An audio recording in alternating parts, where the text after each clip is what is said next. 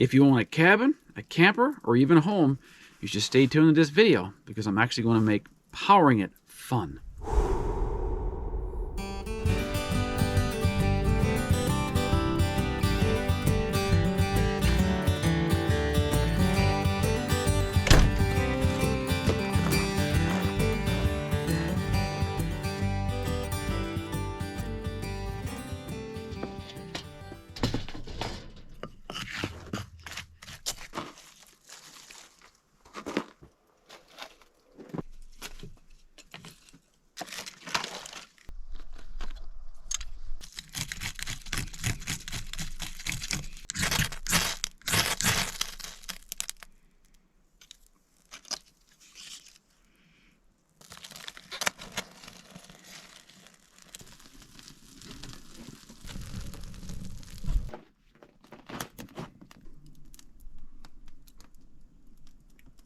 Well, it looks like spring is finally starting to spring here, which is a good thing.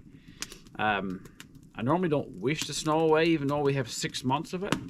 However, given the fact that I am building a brand new log off-grid cabin this summer, I'm looking at removing this cabin and getting the new one set up. So I'm going to need the snow to go away. Now, I've had this cabin here for about 20 years, so it's completely off-grid, and I know how to live off-grid, but not full-time. This new venture that we have coming in our lives is we're going to live fully off-grid. So you have to look at the transformation of leaving civilization behind and all the amenities that it has. And you have 3 main challenges, in my opinion. 3. We live in the north, 6 months of winter. You have to heat the place. You have to find water and keep water from freezing all winter long. And you have to power it. So today I'm going to be talking about how I plan to provide power and keep power and utilize that power for my new log cabin. First of all, let's look and see what I currently do.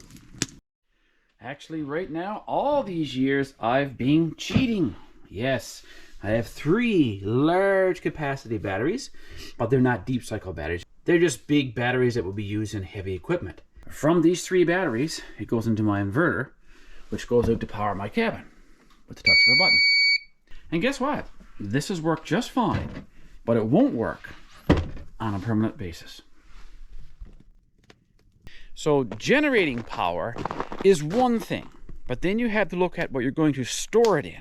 Because once the power comes from that wind generator and those solar panels, which I'll be getting more of, by the way, that energy has to be stored for when it's not windy and when it's not sunny. And so I've been researching everything, what other people are doing. I've been looking online. I'm going to have a 2-tier system for storing power and utilizing that power.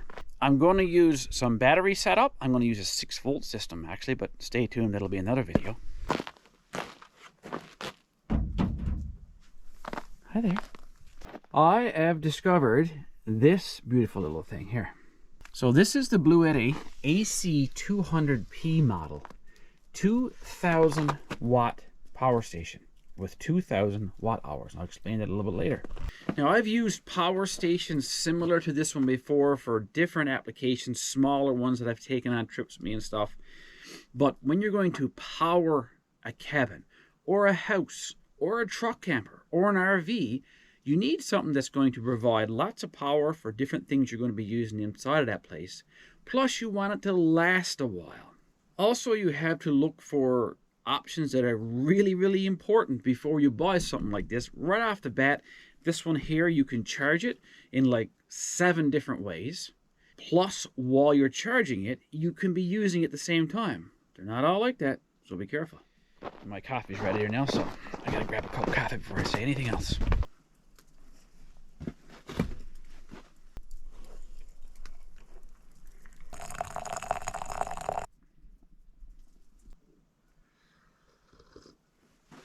So just look what's available on this unit real quick here. You power it on there. It has the coolest digital display. And I'm not one for digital stuff because I find it a little bit confusing. But I must say, I've used this for a little bit now and it works good. As you can see, I discharged it up yesterday and I left it overnight and it's showing 100%. There's not a lot of options to confuse you. There's just a home page. There's a settings page. And you have a lot of readouts here, which we'll get right into later. But once you turn this unit on, of course, you can just turn your AC on or off. If you turn your AC on, then you can use all of these outlets here. And these are just 6 regular plugins. And by the way, this is a pure sine wave unit. You got 4 USB ports there. One of those micro USB ports. 2 more of those circular ports for charging things. And a bigger DC output for larger things. It's like 25 amps. It also has the standard 12 volt power supply that you would see in your car as well. And it also has 2 places on top that you can charge 2 phones. And you can actually fill up all these at one time if you want to. So I tell you what we're going to do. We're going to go back to civilization. I'm going to go back to my old home in town. I'm going to look at all the things that are in that home. And I haven't decided what I'm going to bring down with me yet. So I'm going to go back and try out a bunch of stuff that I would use on a daily basis. And see if it works first. If it works, then I can decide what I'm going to bring down. So let's head back to civilization for a bit. Oh, welcome to civilization. Come on in. Here's what my home looks like. Actually, correction, it's my son's home now. He bought it from me. So we're just back here to give this thing a try. Again, all these modern conveniences, lights and microwaves and coffee makers and we want to bring some of these things with us. We just don't know what things. But to give us the options, we have to give them each a try. So let's plug them in individually, real quick, to the Bluetti power station. First off, let's have a coffee. Let's try the coffee maker. Just turn the AC power on. And that's one of these 6 outlets here. Plug our coffee maker in right there. Go for the larger cup of coffee. The power outage is right there. It jumps from 1200 watts back down to 60. As soon as that heating element cuts in, it's 1200 watts. So that works fine. Now, what about a kettle?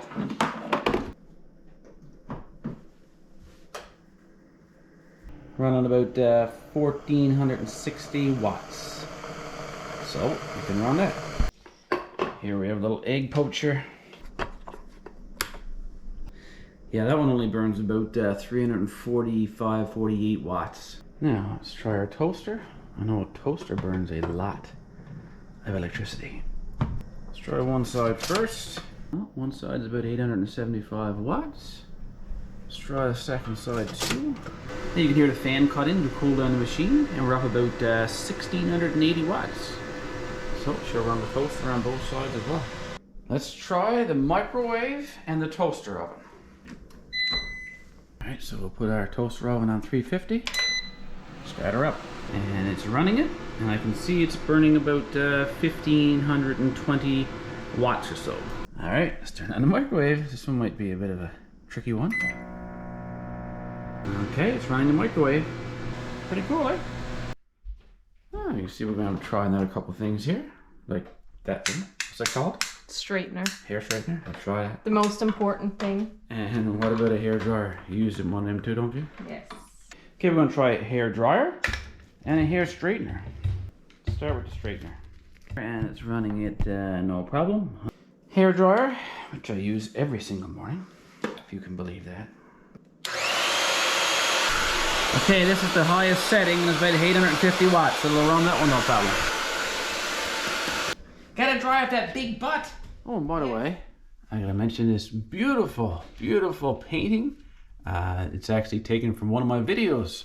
A young girl from Maine. Her name is Ashley M. Grant. And she lives in Maine, and she took the clip from the video and painted this picture of me on the Southwest Feeder salmon fishing with Willow. What a job. Thanks, Ashley. This will definitely go to my cabin. And other things, guys, I'm so thankful. You guys send me things from time to time. I don't even know these parcels are coming most times. Jeremy Cornish from Cornerbrook sent me some Nice flies that I can try on the river this summer. Leslie Share sent Willow a great big bag of dog treats, which she knows already and loves. And this company, Unigear, sent me a brand new waterproof 2-person tent and a sleeping bag. Can't wait to try that this summer. And Daryl Wells made this beautiful key hanger, as well as these coasters for your coffee or your tea. And this will be going to the cabin for sure as well. Thanks again, guys. Sit pretty. Sit pretty. Good girl. So I'm going to try some more things here now, but I can see already this presents me with the option of taking pretty much everything in this kitchen. Also, I have a propane range at my cabin, and I also have a propane refrigerator at the cabin, so I won't need that. Why not try the fridge, just for fun?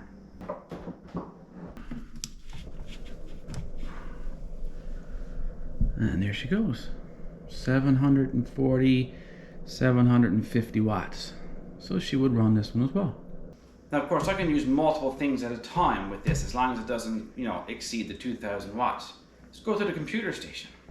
So right here I use 2 computers, a work computer and my computer I use for editing videos all the time, and they're always plugged in this corner. Plus I have my GoPro stuff being charged up there all the time. So I'm just going to plug all of that in there at one time. Get crazy with it. We've got the power. Okay, I got that computer plugged in, this computer plugged in, my GoPro battery charger, my drone battery charger, my computer printer, which I forgot to turn on. That works. And I just laid my phone on top of there, just as wireless charging as well. And we were up around 215 or so watts. So all of that works just fine. Alright, so this is the router that powers the internet in the house. I know sometimes when we have a power outage, the kids go crazy because they lose their internet. However, if you have a power source like this, it starts right up. It burns almost no power, and you have internet. Now I know all the kids will want one. Now these are 2 things I'm going to want to take, because I use a KitchenAid mixer to grind up all of my wild meat when I make jerky or sausages or whatever. And my vacuum sealer, I vacuum seal all of my wild game, whether it's meat, fish, or whatever. So these 2 are a must. And I'll just vacuum seal the spoon. That's about 120 watts to do that. Now I'll turn on my mixer. Speed 3. This is where I normally use it for grinding my food. So we're looking at about 70, 75 watts max. Let's head out in the garage. See how this thing powers our power tools. Well, excuse the mess, guys. It's never like this normally. Isn't that what everybody says? But my son is building his first ever epoxy table. He's going to use this as his kitchen table. Don't you think that's a great job? I am amazed. It's his first ever project. Great job, buddy. All right, let's start with the big stuff, a chop saw.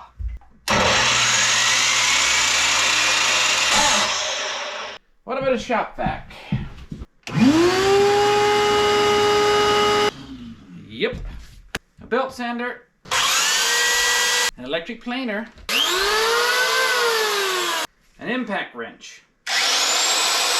Angle grinder. 1/2-inch power drill. All that works. It looks like it powers everything out here. All right. It looks like it powers everything I could ever imagine down here at the house, back in civilization. However, again, I got to make my decision on what I'm going to take down. I have no idea what yet, but I know I have all the options in the world. So let's head back down to the cabin. And because this is 2,000 watts, I don't think there's anything that I can use tool-wise or appliance-wise in my house that this thing can't power.